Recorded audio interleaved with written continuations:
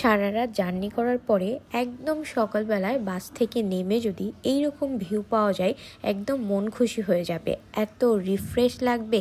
আর আজকে আমরা গিয়েছি কুয়াকাটার প্রথম ব্লগে আপনাদের সকলকে ওয়েলকাম করছি। আসসালামু আলাইকুম এভরিওয়ান, কি অবস্থা সবার, কেমন আছেন? নতুন আরেকটি ভিডিও দেখার জন্য আপনাদের সকলকে ওয়েলকাম করছি।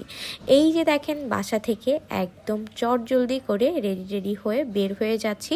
অনেক দিনের প্ল্যান ছিল, তো ভাবলাম যাচ্ছি যেহেতু আপনাদের সাথে সব কিছুই শেয়ার করি। আসলে আমরা অনেক দিন ধরে চিন্তা করতেছিলাম কোথায় যাব, একটু কাছে ধারে কোথাও ঘুরতে যাব। তো ভাবলাম সবাই ডিসিশন নিয়ে যে আমরা কুয়াকাটায় যাই। আর এই যে যাব যেহেতু বলেছি, আমরা কিন্তু অলরেডি চলেও যাচ্ছি। সন্ধ্যা 7:30 ছিল আমাদের বাস, আর আমরা যাচ্ছিলাম কুয়াকাটা এক্সপ্রেসে, মনিহাট থেকে উঠেছি।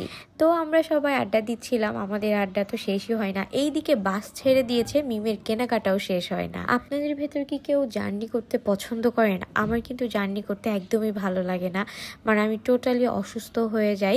কিন্তু ওই যে সকালবেলায় যে ভিউটা ছিল ওইটার জন্য মানে পুরা ক্লান্তি মনে হয়েছে কিছুই না।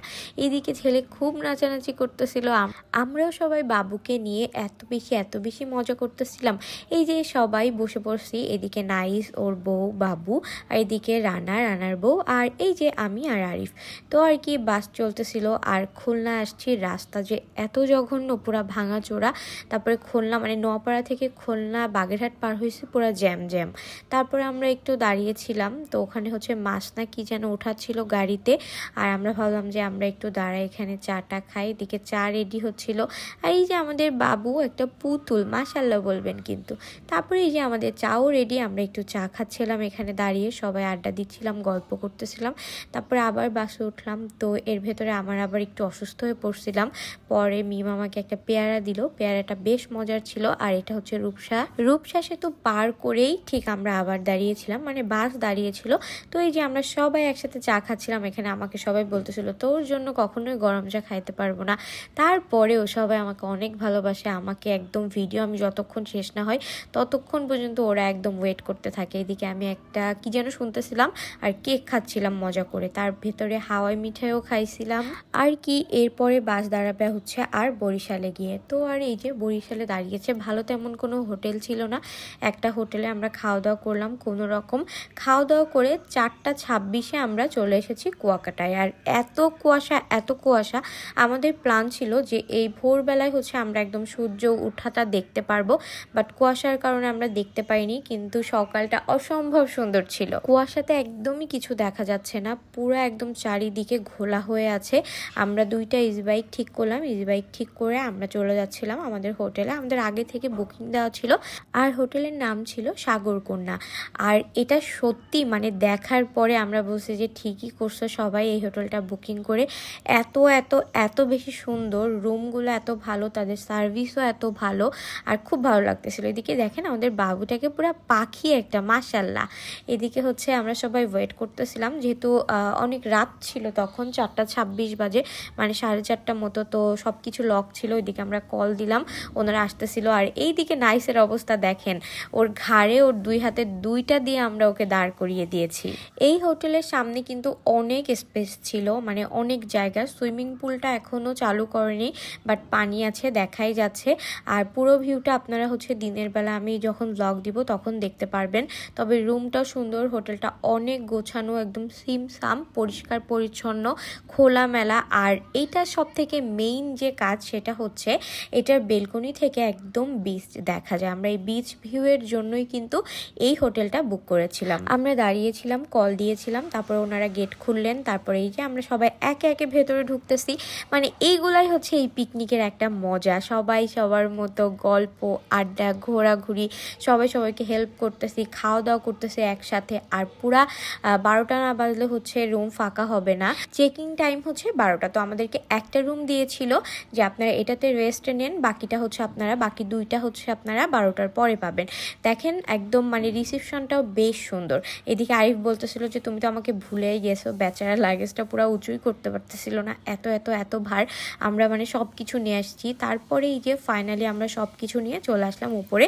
আর রুমের ভিউটা আমি আপনাদেরকে একটু দেখিয়ে দিচ্ছি। দেখেন রুমটা খুবই সুন্দর গোছানো পরিপাটি। আর এই যে দেখেন বেলকনি থেকে একদম বিচ দেখা যায়। তারপরে আর কি ওই রাতের বেলা আমরা সবাই বসে বসে গল্প করতেছিলাম, আড্ডা দিচ্ছিলাম, এইদিকে পেটের ভিতর ইঁদুর দৌড়াচ্ছিল। আর দেখেন কি সুন্দর লাগতেছে না, মানে পুরো রাতের ভিউটা এত এত এত সুন্দর। আর এখানে আমি বুঝতে পারছেন কিনা জানি না, পুরা মনে হচ্ছিল মেঘের রাজ্য সাজেক চলে আসছি। একদম পুরা কুয়াশা মেঘের মতো করে যেরকম উড়ে উড়ে যায় ওরকম ভাবে পড়তেছিল। আর এই যে আস্তে আস্তে ভোর হচ্ছিল দেখেন, আর এটার একদম রোডের পরেই হচ্ছে বিচ। এত সুন্দর লাগতেছিল, মানে এই বেলকনিতে বসে থাকায় একটা শান্তি। ঠান্ডার ভেতরে আমরা সবাই এক রুমে না, মানে রুমে খাট আছে বাট আমরা বেলকনিতে আড্ডা দিয়েছি। তারপরে এই যে সকাল হয়ে গিয়েছে ফাইনালি। তারপরে এখন আমরা আবার বের হয়ে যাব, সবাই একটু ফ্রেশ হয়ে নিলাম হাতে মুখে পানি দিয়ে। তো আমরা বের হয়ে হচ্ছে আমরা নাস্তা করতে যাব। তো নাস্তা করতে তো এত সকালে একদম কিছুই ওপেন হয়নি। তো প্রথমেই আমরা একদম মানে বের হয়েই মন খুশি হয়ে গিয়েছে। আমি কুয়াকাটা আগে একবারও আসছি, তখন আমরা ছিলাম হচ্ছে হোটেল বিচ হ্যাভেন এরকম কিছু একটা নাম ছিল। ওই হোটেলটাও ভালো ছিল, অনেক খোলামেলা ছিল, বাট এইটা অনেক অনেক অনেক বেশি সুন্দর। এই যে দেখেন একদম বের হয়েই সামনেই হচ্ছে বিচ। আমাদের প্ল্যান ছিল যে আমরা হচ্ছে সূর্যোদয় দেখতে যাব, কিন্তু ওই যে কপালের নাম গোপাল না গোপালের নাম কপাল, যাই হোক কিছু একটা আছে। যেহেতু আমরা আসছি সারা রাত আমরা অনেক আড্ডা দিব, তো সকালে আসলে ওইভাবে উঠতে পারবো কিনা জানি না। তো ভাবছিলাম যে আজকেই যেহেতু সকালে জেগে আছি আর আমাদের কোনো কাজও নাই, এদিকে রুম পেতে পেতে 12টা, তো আমরা একবারে মানে ওই দিকটা কাভার করে আসি, সূর্যোদয়টা দেখে আসি। বাট কি আর করা, সবাই বলতেছিল দেখা যাবে না আজকে, কারণ অনেক কুয়াশা ছিল। তারপরে এই যে আমরা একটু ঘোরাঘুরি, অনেকগুলো ছবি তুলছি। আর এত এত এত সুন্দর, এত মিষ্টি বাতাস, যদিও অনেক বেশি একটু গন্ধ ছিল, শুটকি মাছের গন্ধ, এটা থাকবেই, কিছু করার নাই। আর দেখেন রাতের বেলায় কিন্তু ঢেউ পুরা একদম কাছাকাছি চলে আসে, এই যে এগুলো হচ্ছে তার চিহ্ন। তারপর হচ্ছে আমরা একদম কাছে চলে গেলাম, এত বেশি ভালো লাগতেছিল, ঠান্ডা বাতাস, ঘন কুয়াশা, চারিদিকে হচ্ছে পাখি ডাকতেছে, সাগরের পানির ঢেউয়ের শব্দ, সব কিছু তো একদম মনের মতো। আর এসেছিও আমরা সব কাছের মানুষ, মানে আমাদের আড্ডাটা যা হচ্ছে না, আপনারা আস্তে আস্তে সব কিছুই দেখতে পারবেন। আপনারা কিন্তু চাইলে একদম মানে যাদের খুব টাইম কম বা 2-1 দিনের ট্যুর দিতে চাচ্ছেন, আপনারা কিন্তু চাইলে কুয়াকাটা আসতে পারেন। তারপরে যে আমরা একটু ভিডিও করতেছিলাম, সবাই একসাথে অনেক ছবি তুলেছি, ভিডিও করেছি। তারপরে এই যে আমি আর আরিফ একটা ভিডিও করলাম দুইজনে, এরকম করে ছোট ছোট ক্লিপ মেমোরি রেখে দিতে আমার খুবই ভালো লাগে। সবাই একসাথে আমরা ভিডিওতে বললাম যে হাই হ্যালো করো সবাই, এই যে সবাই মজা করতেছিলাম। তারপরে যে দেখেন আমি হচ্ছে ঝিনুক কুড়িয়েছিলাম, কি যে ভালো লাগতেছিল। আপনারা কিন্তু অবশ্যই কমেন্ট করে জানাবেন কে কোথা থেকে ভিডিও দেখছেন, আর আপনারা কে কে কুয়াকাটা ঘুরতে গিয়েছেন, আর যদি কেউ না যান যেতে পারেন কিন্তু। আর এই যে আমি এখানে যদি একটু নাম না লিখি তাহলে কি হয়, তো আমি এখানে A+J লিখতেছিলাম। তারপরে আমরা ওই পার থেকে আবার উপর উঠতেছিলাম, প্রচুর হাঁটতে হবে, মানে হাঁটা ছাড়া কিছু না। এইদিকে দেখেন নাইস আর ওর বাবু হাঁটতে হাঁটতে ওরা পেছনে পড়ে গিয়েছে, আর এদিকে আরিফ, রানা, বনা ওরা উঠে গিয়েছে, আমি উঠতে গিয়ে পড়ে যাচ্ছিলাম। আর তখনও কি পরিমাণ কুয়াশা। ফাইনালি একটা হোটেল খোলা পাইছি, তো আমরা এখান থেকে কোনো রকম রুটি, ডাল আর ডিম ভাজি খেয়ে নিয়েছি। তারপরে আমাদের মন চাইছে যে আমরা মানে হোটেলওয়ালার সাথে কথা বলছি যে আমরা মাছ কিনে এনে দিলে আপনি রান্না করবেন কিনা। তো ফাইনালি আমরা যাচ্ছিলাম হচ্ছে মাছ কিনতে। তো নাইস বলতেছিল এখানে সব থেকে বড় যে বাজার, একদম নদী থেকে এসে মাছ দিয়ে যায় ট্রলারে করে, ওই বাজারে যাব। অনেক রাস্তা ওইখানে গেলাম, বাট আমাদের কপালটা একদম খারাপ ছিল। এই দিন এখানে মানে মাছ ওই সকালবেলায় আসে নাই, আরও দেরি হবে, মানে কুয়াশার কারণে হয়তো বা কোনো প্রবলেম হয়েছে। তো আর কি এখান থেকে এখন চলে আসতে হবে।